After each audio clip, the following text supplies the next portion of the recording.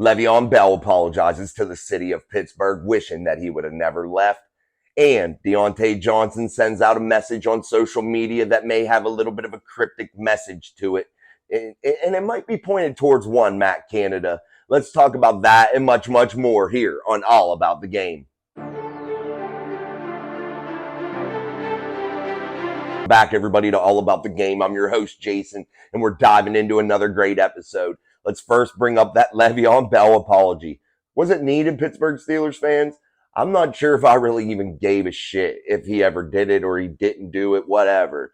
But I do know one thing. Le'Veon Bell seemed to be somewhat remorseful for passing up the opportunity to be an all-time great Steeler.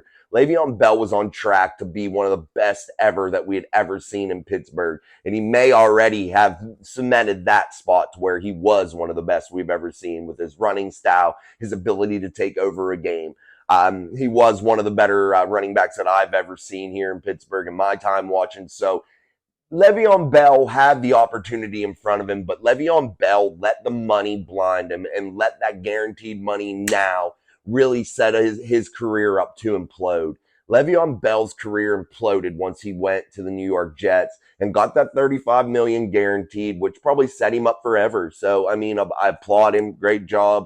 You got your money. However, you didn't look at the long game. Now you're not considered one of the all-time great Steelers in many fans' eyes because of the way you left, because of the way you handled things in Pittsburgh. So maybe for some, that apology was needed. That apology maybe closed some things up for them. And in my eyes, though, I really don't give a shit. This is a business, and who really cares? Players come and go. So let's not even feed into some of this crap. I know I put a short out just so you guys could see the video, but in reality, I really don't care if you want to know my 1,000% truth on it.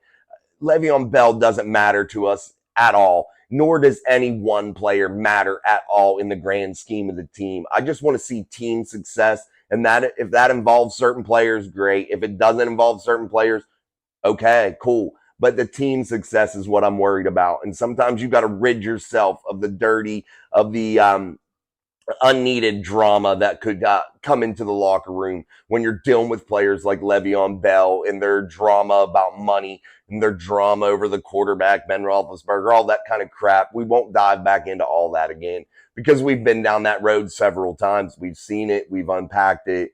And I just want to just ask everybody, put in the comments what you think about the Le'Veon Bell apology. Was it something you needed as a Steeler fan? Was it something that had to be done?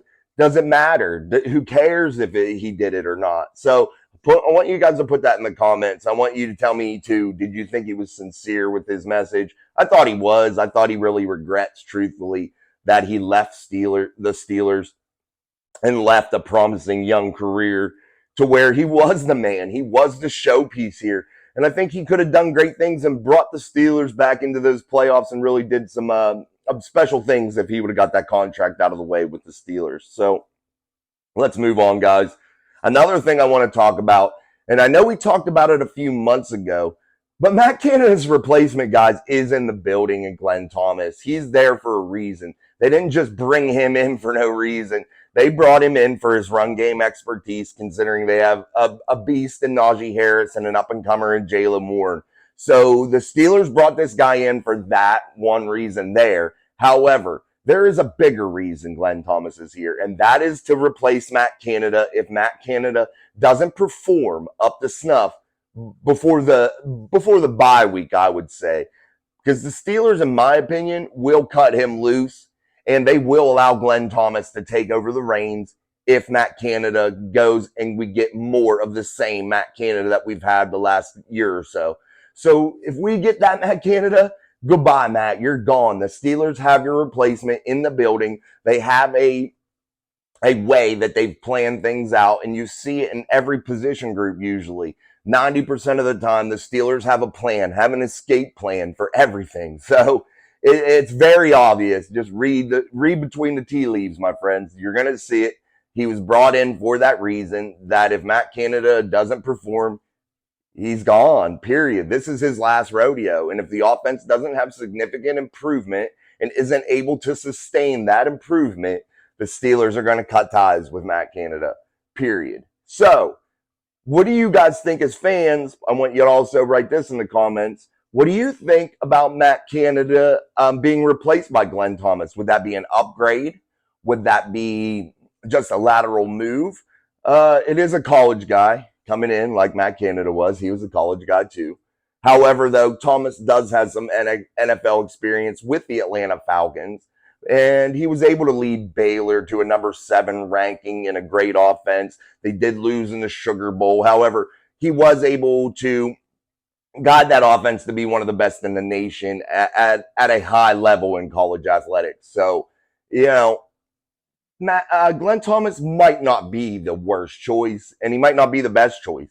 And he might just be there, like I said, as that stopgap in between seasons, in between off seasons, when the Steelers can actually sit down, interview, go through who's available, and look for an upgrade after they dump Matt Canada and dump his losing ways with the offense and how shitty he looks on Sundays. He looks like a Saturday guy, man. He really does. And he might need to go back to those Saturday games. And maybe that's where he'll shine, and maybe that's his spot. But as of right now, Matt Canada hasn't shown me a ton. So we'll hopefully see improvement, considering the Steelers have loaded Matt Canada up with a bunch of weapons and a bunch of young studs that can be utilized in so many different ways, especially in the tight end room. The wide receiver position got some promise. You have a young quarterback that should be due for a heavy leap in 2023, 2024. And we'll see how this all unfolds. But Matt Canada could possibly be in real trouble, guys. And in the writings on the wall, because Diontae Johnson, when he put out this tweet, well, not a tweet, a comment on a social media post. So I don't know every detail about the show that he commented on, but supposedly it's a show with like Patrick Mahomes, Kirk Cousins, people like that. And they're talking about play callers and elite play callers in the NFL.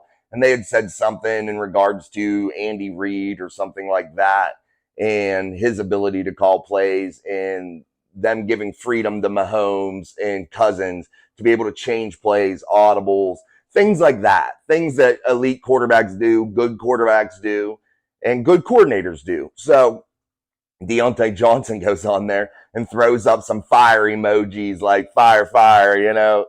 Is that something that we should see as very cryptic, considering the comments that he's made in the past about Matt Canada and about not getting the football and about Matt Canada's deficiencies as a play caller? Is this the start of some off-season drama right before training camp? We only got a couple weeks, and training camp kicks off on the 27th.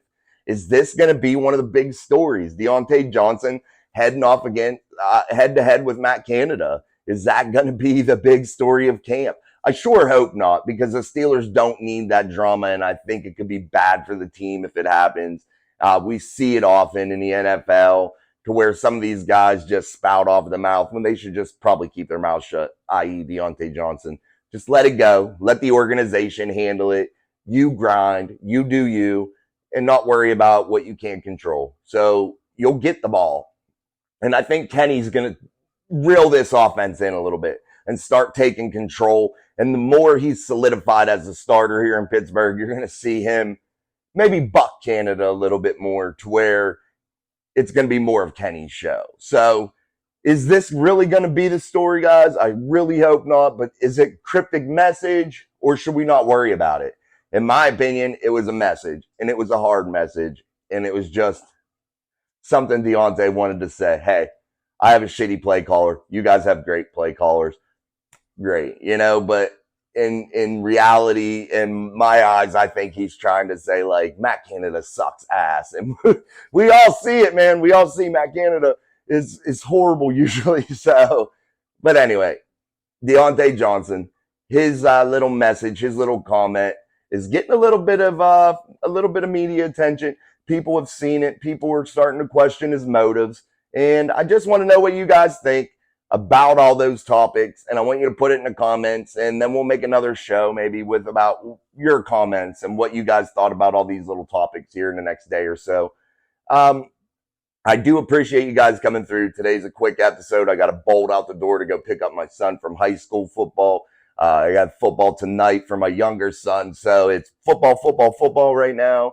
And you can smell it in the air. You can feel it. And it's like football's coming, guys. And I want you guys to get pumped for that because we're about to have a lot of news, a lot of things to talk about. And we're about to see the Steelers take the field again in Latrobe, Pennsylvania, July 27th. So let's get this shit going. Let's enjoy the ride. What will be the 23-24 Steelers? And I think we're all going to be pleasantly surprised.